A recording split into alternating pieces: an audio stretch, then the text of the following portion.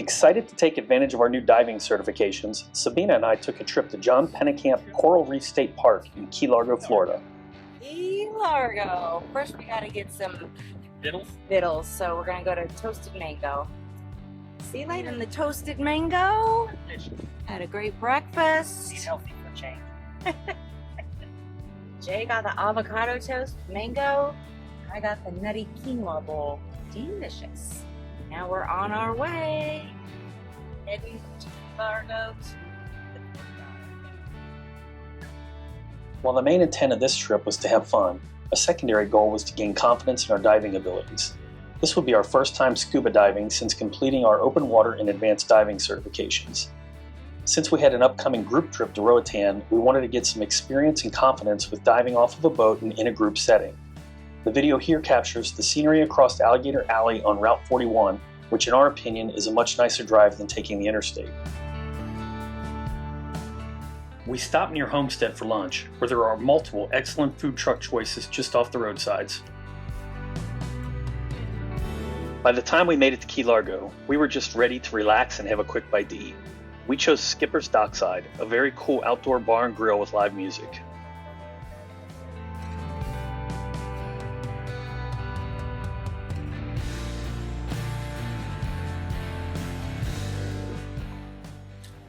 How you feeling about this, Beans?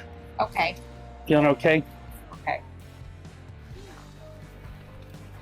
There are multiple dive shops in Key Largo, but after a little bit of research, we decided on Silent World.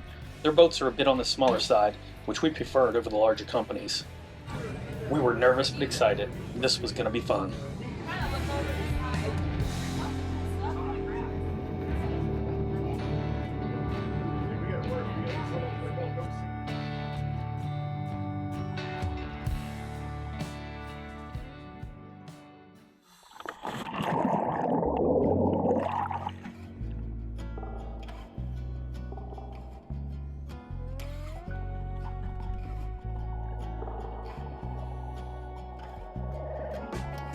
We would be doing two dives today. The first one would be a wreck dive on the SS Benwood. The Benwood originally launched in 1909. It was a British-built steam cargo ship with a 51-foot beam. During World War II, she was commissioned and armed to use as a countermeasure for German U-boats in the area. On the night of April 9, 1942, while traveling with its lights out, she collided with another ship, causing the Benwood to sink. The sinking occurred approximately 1 mile northeast of Key Largo.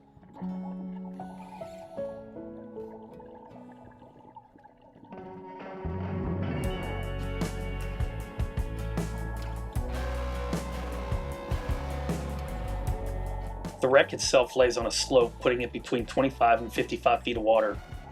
The remaining structure includes its ribs, hull plate sections, and a well-preserved bow.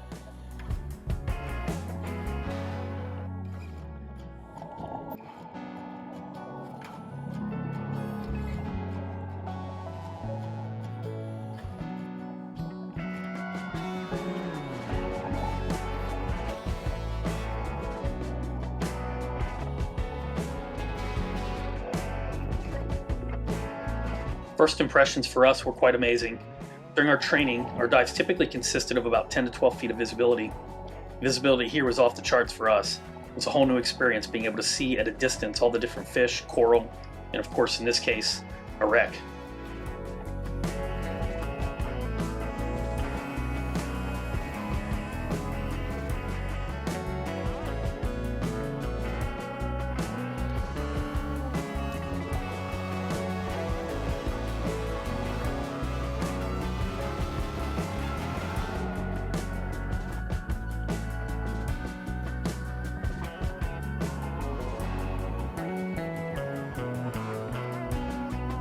The dude in the orange shirt was our dive master. You'll see him occasionally checking around to make sure we're all there, counting us, or signaling us in the direction that we'll be heading to. As far as I know, we didn't lose anyone on this day.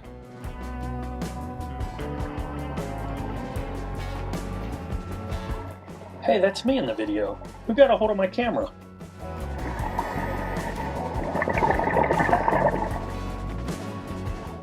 And just like that, the boat is in sight, signaling the end of our first dive.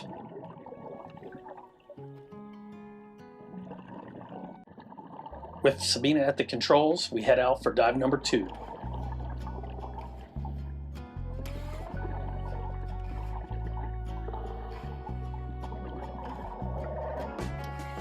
Our second dive was to see the famous Christ of the Abyss statue. It was placed there in 1962 in 25 feet of water, making it accessible for both scuba divers and snorkelers. It's actually the third of 3 statues made. The first was placed in the Mediterranean Sea in 1954. The second statue was placed in Granada in 1961. It was gifted to the people of Granada in thanks for rescuing the crew and passengers of an Italian vessel that was destroyed by fire. The statue itself is 9 feet tall and weighs around 1,100 pounds. The concrete base to which it's attached weighs about 42,000 pounds, which should keep it in place even during the worst of the hurricane seasons.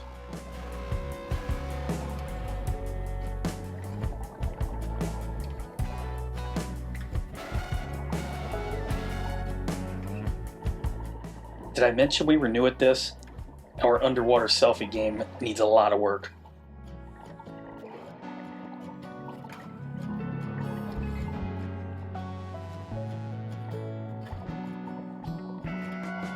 Successfully guided back to the boat, our dive day is completed. Diving may look relaxing, and it is, but it's exhausting at the same time, and after a long day on the water, we were ready to relax with some live music and dinner at Jimmy Johnson's Big Chill restaurant.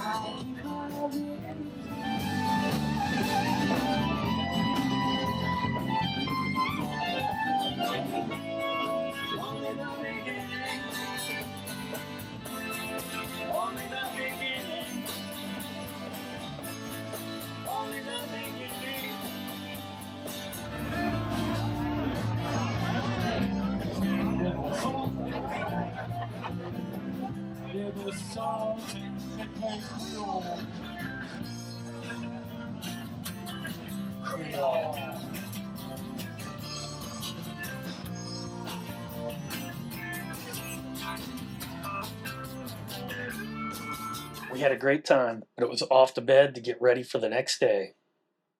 Cute little place we found for breakfast.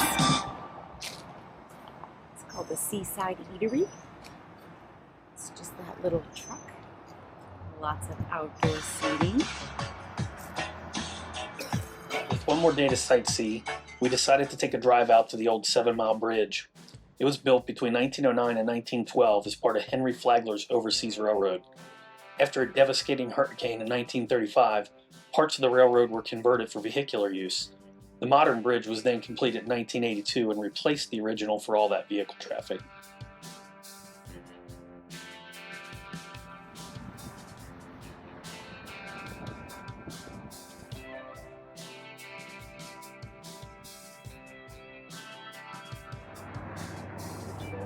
The other direction was 2 miles, so it's 2 mile expanse. We're starting our walk across a 7 Mile bridge, but it's not really 7 miles on this section, thank goodness. 2 mile death hike at 93 degrees in this direction. Are we ready for it? I think so. Bunch of snacks. He brought me snacks and water. Such a good schmoopy. That'd be fun out there in the sandbar. All right, we'll catch you later, see if we see any marine life. This section of the bridge leads to Pigeon Key, a small island with 8 buildings on the National Register of Historic Places, including a museum featuring artifacts and images from Pigeon Key's colorful past. There's a $15 fee to visit the island, and we decided to pass and head back to the car.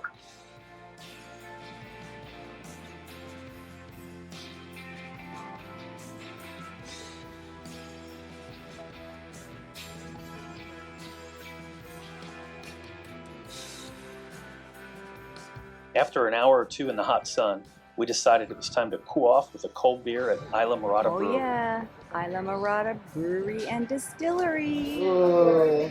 Got ourselves Hazy IPA and an amber. Not finding ambers very often. We got pretzel on the way.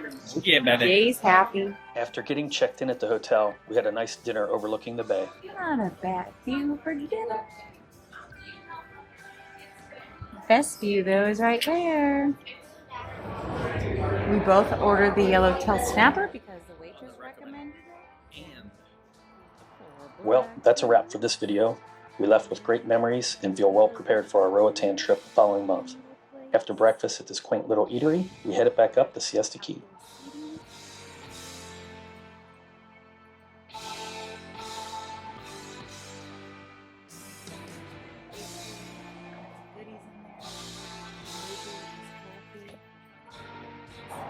I couldn't decide between the hummus toast and the avocado toast, so they did one of